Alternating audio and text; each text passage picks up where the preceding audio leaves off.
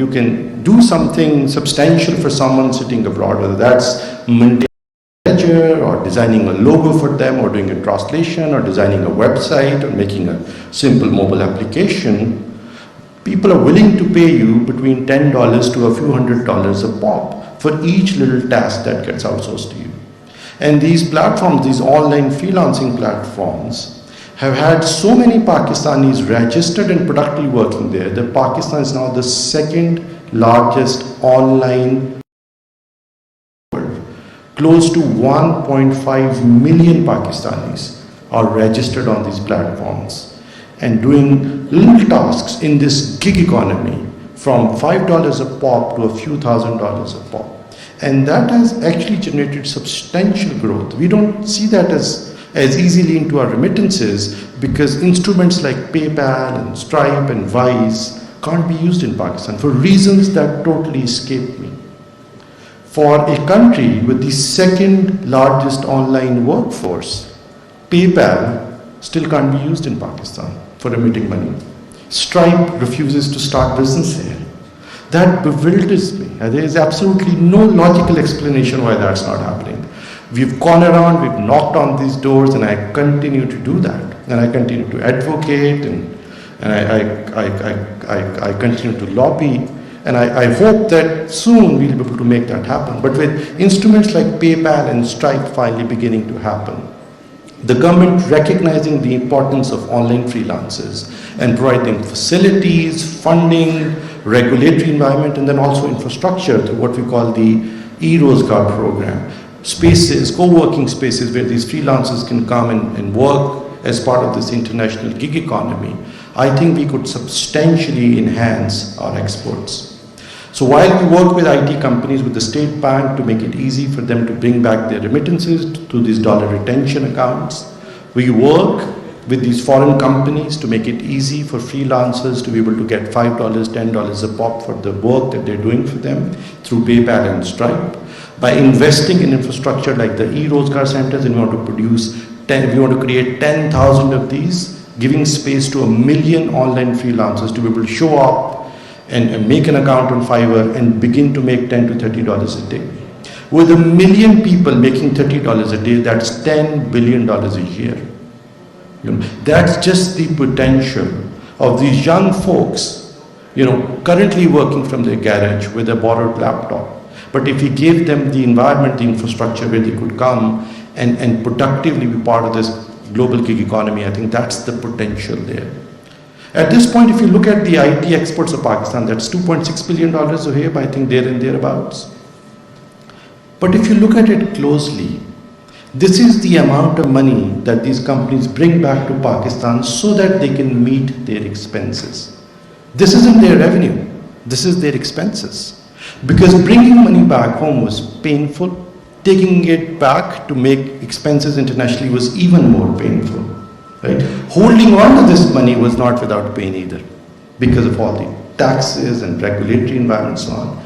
With the Special Investment Facilitation Council coming in and finally providing that central leadership to align these policies, these regulations, these rules, such that this can be resolved between the State Bank, the Ministry of IT, the tax and the regulatory authorities, we are beginning to now move towards an environment where these IT companies can bring back their revenue, not just their expenses.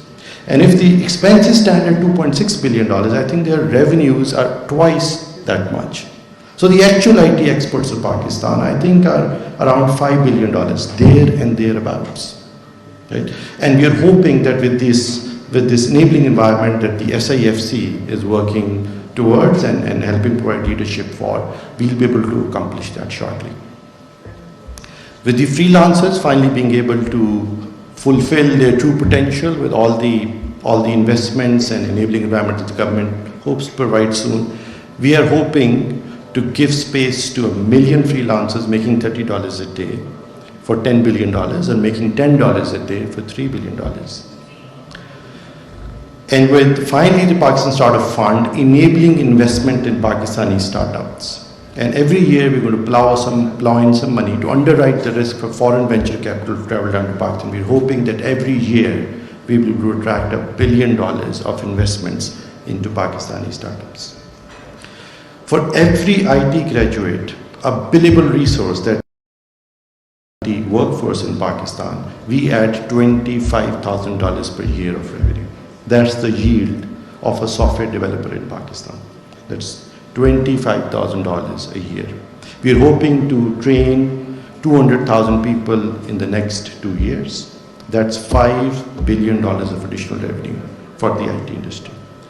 Add all of that up, the $5 billion, the $3 billion, the $1 billion of Pakistan Startup Fund, and all the money that we finally bring back, working with the IT industry so that they begin to park and bring their dollars back home. I think we can easily exceed the $10 billion target that we've set ourselves in the next couple of years. This is very doable. I want to thank PwC, Gerard, who's worked so hard on this report, and thank you for putting up with me and all the, I want to say, maybe interrogation is the right word, but we were part of many sessions, and I was very tough with my questions, and they were very firm in what they've done and what they documented, and the insights and advice that they had for us on how Pakistan can globally expand, the skills that we need to target, the markets we need to expand to. And it's great to see that an independent, world-class consulting company led by internationally well-known consultants like Gerard, Ali Ehsan here, Oxon Ventures and others, have been able to come back with the same potential that we've always felt we had, which is a conservative estimate of $10 billion and an optimistic one of $18 billion. And I think the truth lies somewhere in between. We stand officially at $2.6 billion. And going by this report, which you've independently put together by your research and by your analysis, I think Pakistan's true potential is somewhere around $15 billion. I could do back of the envelope math, which I did with you, to get us to $10 billion in the next couple of years. And I think we can get that far very, very quickly. I want to thank everyone who's come here today and took out time to be part of this event. Whoever conceived this activity needs to be applauded. This was, of course, much before my time. I'm sure this was a conspiracy between Pasha, the Pakistan Software Expert Board, and the IT Ministry. It is a well-conceived activity, an activity that was long overdue. We finally have good data, we have a North Star, we have a plan that we can follow, and done by an international consulting firm whose word I would trust and whose word you should believe also.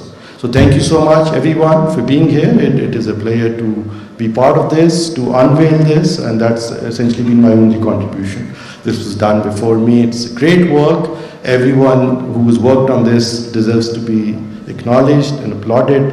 And I hope that with this roadmap and with the SIFC's leadership and the IT Ministry, the Pakistan Software Expert Board, Ignite, and others, and Pasha driving this forward, I have no doubt that we'll be able to very quickly exceed our current target of $10 billion per year of IT.